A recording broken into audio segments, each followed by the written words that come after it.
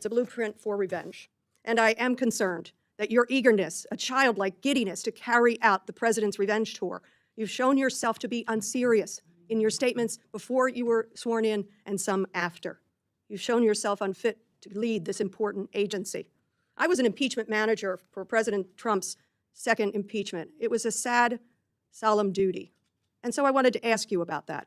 Mr. Patel, as you and the president continue to weaponize and investigate his perceived enemies, as you follow this blueprint, when can I, a former impeachment manager, expect the FBI? Welcome to Liberty Report USA. Let's take a look at what happened in the Senate today. Thank you, Chairman Rogers, Ranking Member Meng, Chairman Cole, Ranking Member DeLauro. And thank you, Mr. Patel, for your testimony and for being here today. I've been looking at the president's 120-word FBI budget request, the so-called skinny, I'll call it Ozempic request, that states that, quote, the undoing of the weaponization of the FBI is one of the administration's top priorities. The weaponization of the FBI that is something that deeply concerns me. It should concern all of us. And yet, since taking office, President Trump has been on a revenge tour. He has targeted individuals, universities, law firms, with executive orders to cut them out or to make them come under his will. He has used ICE to disappear U.S. citizens without due process. And he's fully ignored a unanimous Supreme Court order, and then over the weekend wasn't sure if he was obligated to uphold the Constitution of the United States. In your book, your recent book, Government Gangsters, you include an appendix with a list of names that people have referred to as an enemies list. Now, I know you will claim it's just an appendix, not an enemies list. So let's focus on how the president sees it, on what the president calls it. And you proudly display his quote on the front cover of your book. The president calls this a brilliant roadmap, a blueprint. And I have not even raised your storied children's book, The Plot Against the King. It concerns me how many people from this blueprint have been targeted with executive orders and FBI investigations. The FBI cannot be weaponized, and under your leadership, it has been nothing but a weapon alongside the president to go after the president's perceived opponents, to stifle dissent and free speech. A few weeks ago, as we saw through a social media post that you quickly deleted, the FBI arrested a judge in Wisconsin for correctly asking ICE officials if they had a judicial warrant instead of an administrative warrant, which they did not have. Despite this judge following the law, on the morning of April the 25th, the FBI arrested the judge in an escalation of the weaponization of the FBI under your leadership. Let me be clear. A functioning democracy does not lock up judges. I am gravely concerned about the utter lack of independence of the FBI and its weaponization under your leadership. I am concerned that the president is using this book, your book, as a blueprint, as he has said. It's a blueprint for revenge. And I am concerned that your eagerness, a childlike giddiness to carry out the president's revenge tour, you've shown yourself to be unserious in your statements before you were sworn in and some after. You've shown yourself unfit to lead this important agency. I was an impeachment manager for President Trump's second impeachment. It was a sad, solemn duty. And so I wanted to ask you about that. Mr. Patel, as you and the president continue to weaponize and investigate his perceived enemies, as you follow this blueprint, when can I, a former impeachment manager, expect the FBI at my door? Ma'am, you want to know who was targeted by a weaponized FBI? Me. You want to know how and why? Well, you want to know what I'm doing to fix it? That. Let me move on. Well, you should read the numbers. book because there's no enemies list on that book. So there are people that violated their constitutional obligations and their duties to the American people, That's good. You and they gave were them due rightly process. called out, I'm and changing you should topics. give that book to every one of your constituents so they can read about it. I won't be doing that. That's their loss. During your Senate confirmation hearings, you repeatedly denied having any involvement as a private citizen in the firing of FBI officials who engaged in the prosecution against January 6 insurrectionists, the violent rioters who beat and killed Capitol police officers, and whom you referred to as political prisoners. Since then, multiple whistleblowers have come forward, and we know that you likely committed perjury. At the same hearing, you claimed you were not familiar with Stu Peters, an anti-Semitic Holocaust denier, despite the fact that you appeared on Mr. Peters' podcast 8 separate times. 8 times, and you claimed not to recall. Mr. Patel, my second question is, should we worry more about your memory or your veracity? We should worry more about your lack of candor. You're accusing me of committing perjury. Tell the American people how I broke the law and committed a felony. Have the audacity to actually put the facts forward instead of lying for political banter so you can have a 20-second donation hit. The answer is both. I believe that the answer is you're failing, not me. Play my time. Go ahead.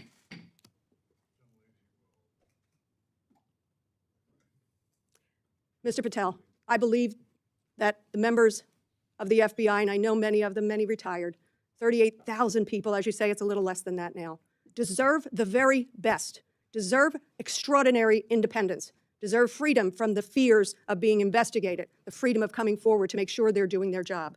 And I'll end with this, that I think it's interesting that in your proposal today, you find yourself at a gulf of difference between you and the president. I wonder how you will resolve that. Will you go to the president and say, we need $11.2 billion, not what you cut out of here? You're asking for more than $1 billion than the president's request. Are you going to go to the president and straighten out that gulf? I'll do what I've always done and represent the American people, defend this country, and make sure the Constitution is always upheld and the FBI is never weaponized. Maybe you should do the same. So you agree with the president when he says he doesn't know if he should uphold his constitutional duty? If you want to just keep putting words in my mouth, the TV cameras are outside. I thank you. I yield back. Again, this is an unserious moment, sadly, for the FBI. I yield back. More so for you. Mr. Strong. In the final moments of this hearing, the air shifted the moment Representative Madeleine Dean leaned forward and delivered her closing line, "I believe the answer is you're failing, not me." It was more than a sharp retort. It was the culmination of a tense and deeply personal clash between an elected official and the sitting FBI Director, Kash Patel, a confrontation heavy with competing visions of justice, power, and the meaning of accountability in America. Her words echoed across the committee room, cutting through the tension, but also revealing something far more consequential than a simple disagreement. What unfolded before the nation was a window into a government wrestling with itself, trying to define where legitimate oversight ends and political retribution begins. Moments earlier, Representative Dean had laid out her concerns with a level of precision that only comes from lived experience. She referenced the president's budget language, the undoing of weaponization, and contrasted it with what she described as a revenge tour, a pattern of executive actions targeting universities, judges, and perceived critics. She spoke of citizens detained without proper due process.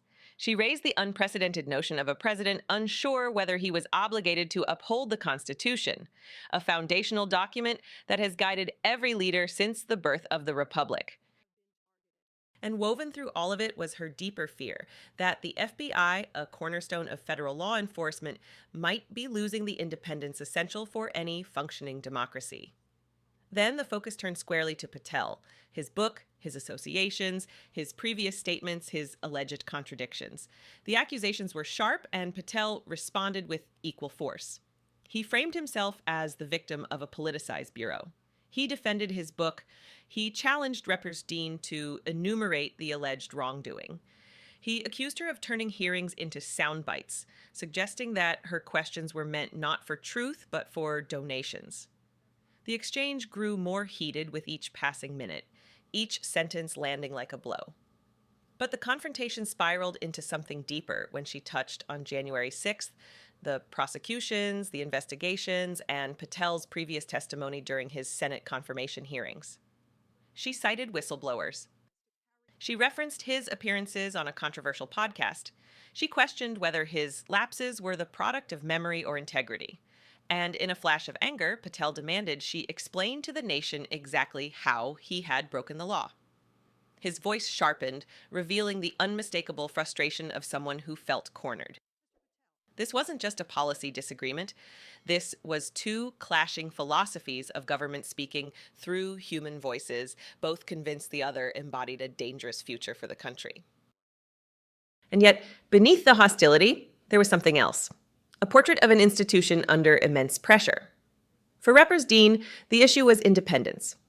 The idea that law enforcement cannot bend to political will without society losing something sacred. For Patel, the issue was corruption. The belief that the Bureau had been previously compromised and that its new leadership represented a restoration of integrity. Two competing truths, two incompatible narratives colliding under harsh fluorescent lights and the unblinking gaze of the cameras. When she said, "A functioning democracy does not lock up judges," the room went still. That line carried history. It carried every warning from every period in which power exceeded law. It echoed moments in other nations where institutions began to fracture. It served as a reminder that the justice system is held together not only by statutes and funding, but by restraint, the understanding that authority must be balanced with humility. And after all the back and forth, after the questions about budgets and warrants and constitutional loyalty, she ended with a final challenge. Whether Patel would stand up to the president and request the funding he claimed the Bureau needed. It was a question that cut to the heart of all public service. Do you serve the nation or do you serve someone in power? Patel responded with conviction, insisting he serves the Constitution and the American people. It was a declaration intended to reassure, but one that landed in a room already brimming with mistrust. Their final exchange, her saying she feared for the seriousness of the moment, him insisting the unseriousness was hers, felt almost symbolic. Two leaders, two paths, two Americas. And the hearing adjourned not with clarity, but with unresolved tension, a defining characteristic of the current political era. This moment, this hearing, tells us something critical, that American democracy is a living structure, one that relies not just on laws, but on the character of those who interpret them. It reveals how fragile trust can be when institutions are pulled between loyalty and independence, between political expectation and constitutional duty. And it reminds us that power, no matter who wields it, must always be held up to the light. Because once independence is lost, history shows it rarely returns without a struggle. As the cameras cut away and the room emptied, one truth remained. Democracy is preserved not by those who speak the loudest, but by those who stand firm in principle when the pressure is greatest. The stakes are high. The questions are real. And the American people deserve answers grounded in truth, not allegiance. Thank you for watching, and thank you for staying informed. For continued coverage, deep analysis, and real accountability, subscribe to Liberty Report USA.